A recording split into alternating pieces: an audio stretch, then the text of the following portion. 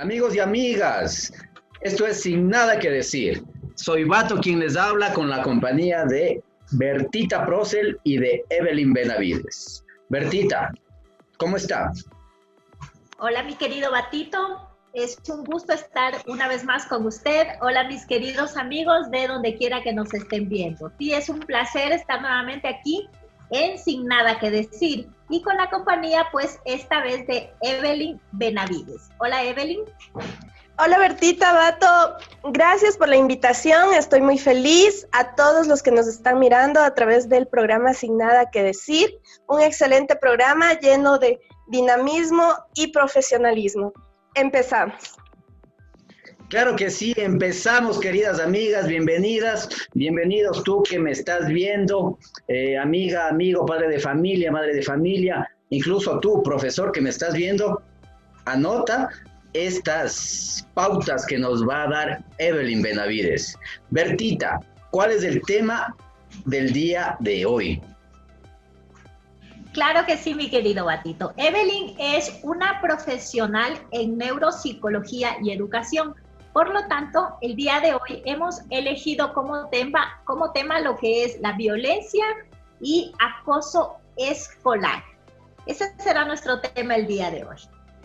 Lindo tema para, pues, detectar aquellos problemas que tenemos con nuestros hijos y nuestros pequeños. Evelyn, ¿qué se conoce o cómo se conoce la violencia escolar y el acoso escolar?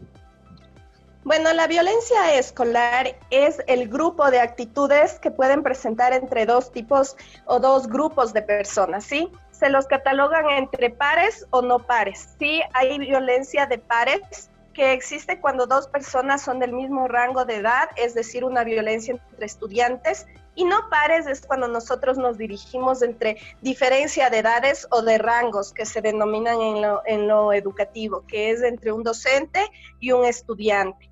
El acoso escolar es dentro de lo que es la violencia escolar. Muy bien, mi querida Evelyn. Entonces, esto significa que me imagino que deben haber tipos de violencia, ¿verdad? Porque ya nos dice que se divide en diferentes grupos de personas, pues entonces hay tipos de violencia. Así es, Bertita. Sí, justamente la violencia física, que es enfocada a lo que son las agresiones físicas, son víctimas de la violencia educativa, sí, escolar. También nosotros tenemos lo que es la violencia psicológica. Esto va a destruir el autoestima del estudiante, el autoestima del joven, del adolescente, del niño. La violencia sexual, que muchos de los casos es lo que se maneja hoy en día, que solo existe, por ejemplo, en algunas instituciones, vemos en las noticias, entonces es el tema más novedoso, más actual, la violencia sexual. La violencia virtual es netamente cuando el agresor opta por lo que es la tecnología para enfocar directamente a su víctima, ¿sí? Mediante chats, WhatsApp, o redes sociales, ponerlo en contra de sus compañeros o en burla. Ahí es una víctima de lo que se denomina como un pantallazo, ¿sí? Victimario, es decir, provocar la burla, varias críticas de fotografías de la víctima o enlace un plan entre varias personas para hacer el daño a la víctima. La violencia también de género, pues estamos viendo lo que es dos tipos, ¿no es cierto? Lo que es el homosexualismo y ese tipo de tendencias. Entonces también como niños, como adolescentes ven esas, digamos, inclinaciones y ahí va la violencia. También nosotros tenemos lo que es el acoso, que se va a centrar el día de hoy, Bertita y Bato. Justamente el acoso escolar es un tema muy, muy débil en lo que es las instituciones educativas. ¿El por qué? Porque el acoso escolar es muy común, pero no se detecta a tiempo. Amiga Evelyn, la verdad que esto es algo lamentable, ¿no? En el sistema educativo a nivel Ecuador, a nivel país, pero sería muy importante indicarles a las personas que nos están viendo en nuestro programa Sin Nada que Decir, sería muy importante que digamos cuáles son las rutas, las estrategias para que en cierta manera un docente, una autoridad dentro de la institución, dentro de la escuelita, dentro del colegio, pueda detectar este tipo de cosas, ¿no? Entonces, guíanos un poquito, amiga. Sí, Batito, Bertita. A ver, las rutas se llaman también protocolos de seguimiento en lo que es el caso de descubrir una acción, ya sea por violencia, como los tipos de violencias ya los dije, y también por acoso escolar. ¿Sí? Si bien es cierto, como docentes nosotros manejamos nuestra asignatura, nuestro profesionalismo, pero también nosotros podemos detectar. Y ahí viene también como autoridades también de las instituciones educativas, pues es muy... hay un distanciamiento porque una autoridad no conoce tan a profundidad cada estudiante de la institución educativa. Dentro de esto, nosotros tenemos rutas o protocolos que son entre 4 pasos. El primer paso es la detección, donde se detecta netamente, como dice la palabra, el caso de violencia escolar o de acoso escolar.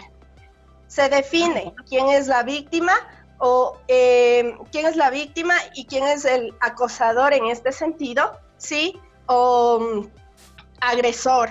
Sin embargo, cuando nosotros detectamos no podemos culpar, porque dentro de esto les cobija la ley del menor de edad y los códigos de la LOI, que es muy, muy difícil. Entonces nosotros tenemos que seguir este protocolo. Luego de la detección viene lo que es la intervención. Aquí se denomina lo que es la compañera del departamento del DESE, que es la doctora psicóloga de la institución educativa, el docente tutor o el docente también que pues detecta este tipo de anomalías con los representantes, ¿sí? Con los representantes, sí. Previo a esto, el estudiante, el agresor y la víctima son entrevistados por la doctora del DS, de la institución educativa. Nunca pueden enfrentarse, o sea, es por tiempos, ¿sí? El niño víctima es entrevistado, cuenta su versión y después el agresor. Entonces, sí es recomendable que la doctora del DS no ahonde en sus preguntas, ¿sí? No presione. Simplemente es como decir un cuento que el niño va a prolongar a alguien, o sea, decir lo que le está pasando. Luego de este periodo del... Dime, Bertita. Mi querida Evelyn, tengo ahí una pregunta. Eso también va a depender muchísimo de la edad, ¿verdad?, del chico. Porque si estamos hablando de que tenemos que utilizar de esta forma esta indagación a medida de la edad y madurez de la criatura, porque si estamos hablando de un niño de 7 u 8 años, la entrevista tendría que ser llevada de una manera, a diferencia de un chico de 14 o 15 años, ¿verdad? Claro, por eso se enfoca en los distintos, en las distintas entrevistas aparte, individual, ¿sí? Estamos hablando de 2 grupos vulnerables, que son los niños hasta 7º de básica, como lo expliqué en el video anterior, ¿sí? Y el grupo de los adolescentes y jóvenes a partir de 8º de básica hasta 3º de bachillerato.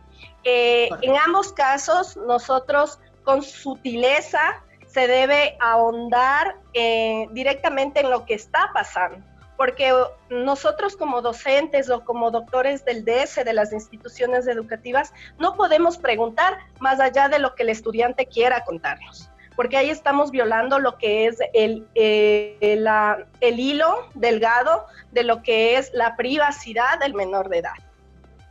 Claro. Luego de ese proceso viene la derivación, que es contando obviamente con algunas instituciones que a su vez nos pueda dar la mano siempre y cuando este problema no pueda ser manejado por la institución educativa, ¿sí? Si bien es cierto, hay algunos casos que nosotros como institución educativa lo podemos manejar, un acoso escolar, un bullying, una bronquilla, como decíamos nosotros anteriormente cuando éramos estudiantes, ¿sí?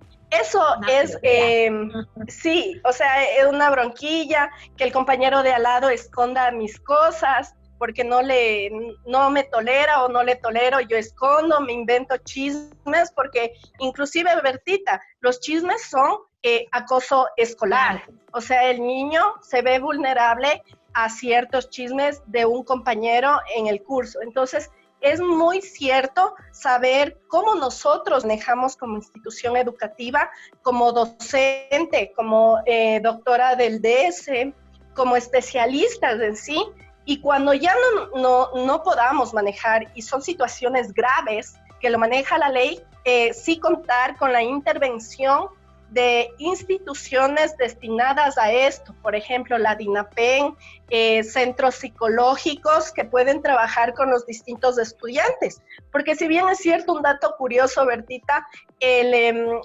agresor, la mayoría de veces, son niños que vienen con la cadena familiar. Entonces, claro, sí él es víctima en el hogar, pero a su vez él trata de desahogar su ira siendo agresor en la escuela. Entonces, es netamente la secuencia. Luego de esto, cuando nosotros ya tenemos una derivación del caso, tenemos el seguimiento, ya cuando se ha hecho o se ha realizado todo el protocolo. Sí, se firma actas de compromiso con los padres de familia, se va Batito nos entrevistamos con el rector de la institución educativa. Lo que antes nos jalaban las orejas, sí, ahora es mucho más el protocolo, sí, actas de compromiso, actos de disciplinarios, firma en inspección. Entonces ahí vienen todos los departamentos de la institución educativa. Bueno, en tiempos no había ningún protocolo, déjenme contarles, queridas amigas, y nos de otra manera, pero estamos para aprender. Solucionábamos de otra forma. Estamos para aprender. Exacto. De lado y lado, ¿no? Y hemos evolucionado de una manera que lo que nos cuenta Evelyn es un paso muy importante. Ahora mi pregunta, saliéndome un poquito del esquema, sí quería preguntarte, Evelyn. Dime, Batito. De las autoridades de educación, las instituciones que están cuidando el derecho del niño o del menor de edad, ¿existe una capacitación a los profesores? Sí, justamente cada institución educativa en este tipo de acoso escolar, de violencia escolar y sus clasificaciones, somos orientados netamente por el doctor del DS o doctora, quien maneja la parte comportamental de los niños, sí, psicológicos, manejo psicológico de los estudiantes, y ella es la destinada en crear las capacitaciones para los docentes. Esto se enlaza con el código del menor de edad, el código de educación, que es la LOEI, y obviamente ciertos consejos o estrategias que uno debe tomar como docente y docente tutor. Por eso es el mecanismo y la obligación a esos docentes tutores. Sí, el docente tutor es, anteriormente no tenía este nombre, pero es como el director de curso, sí, el dirigente de curso, exacto. Ya. Entonces, justamente el tutor tiene la responsabilidad grande de conocer uno a uno a sus estudiantes, y él tiene el deber de detectar este tipo de anomalía, porque si bien es cierto, nosotros hablamos de órdenes, de pares, cuando no, por ejemplo, cuando sucede el orientador educativo. Una violencia escolar, pero con un chico de tercero de bachillerato con una niña de octavo. Esos no son los mismos pares. porque el par mayor es el de tercero. Entonces, literalmente el docente tutor sí es como que la base del estudiante del curso, porque el docente tutor es el que vela por el comportamiento de los chicos. Entonces es el primero que pueden ser que gane la confianza de los estudiantes para que cuenten si son víctimas o no. Bertita. Perfecto, mi querida Evelyn, muy bien.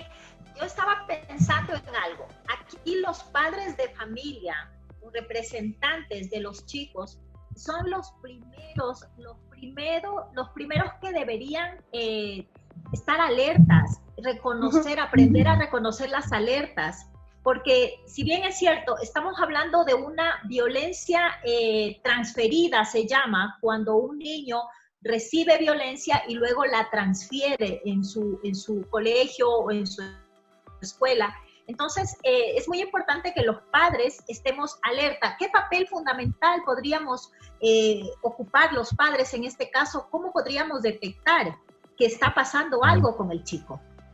Ok, Bertita, vamos aclarando el panorama, ¿sí? Nosotros tenemos ya lo que es la institución educativa. Este problema no es que sucede en la institución educativa y se paraliza, ¿sí?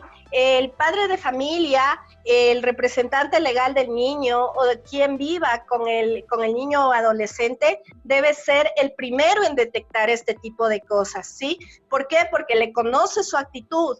Son 3 procesos claves, el psicológico, el comportamental y el fisiológico del niño. Entonces, en estos 3 aspectos, el niño puede dar ciertas actitudes que uno como adulto pues se alerta, ¿sí? En lo fisiológico, por ejemplo, el niño altera sus esfínteres. Un niño de octavo de básica de 12 años puede hacer pipí en la cama, ¿no? Altera sus esfínteres, tiene insomnio, se siente como que me duele el estómago, me duele la cabeza, o ciertos órganos en los que el padre de familia no puede detectar. Porque obviamente si digo, mami, tengo fiebre, con un termómetro lo solucionamos, pero si digo me duele el estómago, entonces ya es otra situación. En lo comportamental nosotros alteramos el comportamiento, o sea, el niño altera su comportamiento, se siente más nervioso, más agresivo, ¿sí? Cuando no quiere ir a la escuela, entonces es como que todos los días llora, no quiere dormir, y para él los fines de semana son los días más felices, porque obviamente no acude a su colegio, no le ve al agresor. Y lo emocional también, se ve fragmentado, su autoestima, soy feo, no puedo, soy bobo, ese tipo de situaciones, ese tipo de términos, es cuando el padre de familia puede detectar. Muy bien, muy bien. ¿Qué le parece, Batito? Queridos padres de familia, mamitas, abuelitos que son apoderados de los pequeños, pues tomar en cuenta estas pautas que nos está diciendo Evelyn. A veces el trabajo, a veces las distracciones no nos permiten indagar un poquito más en la salud de nuestros pequeños, porque es una salud, ¿no es cierto? Salud social, salud salud mental. Educativa. Que no les van obviamente a permitir desarrollar en un ambiente adecuado. Entonces sí sería bueno que tomemos en cuenta estas pautas para crecer como familia y hacer que nuestros niños y niñas crezcan para el bien de ellos. Claro que sí, queridos amigos. Claro que sí. Una de las cosas importantes que se recomienda y que se trata de informar a los padres de familia es que si detectan una o varias de estas anomalías, sepan que hay un conducto donde se puede hacer una correcta gestión de la violencia y acoso educacional. Que sepan que las instituciones cuentan con un protocolo adecuado, tanto para las mínimas como para las máximas. Si simplemente mi hijo o mi hija está siendo maltratado por los compañeros, está siendo violentado por los compañeros, o si ya es un caso de fuerza mayor, como en el caso de la violencia sexual, psicológica, física de parte de un adulto, que incluso puede ser no del colegio, sino de su misma casa. Padre de familia, si detectas que dentro de tu casa está sucediendo esto, apóyate en las instituciones educativas que tienen el conducto necesario para que tu hijo pueda gozar de toda la protección que se merece como todos los seres humanos. Muchísimas gracias, mi querida Evelyn.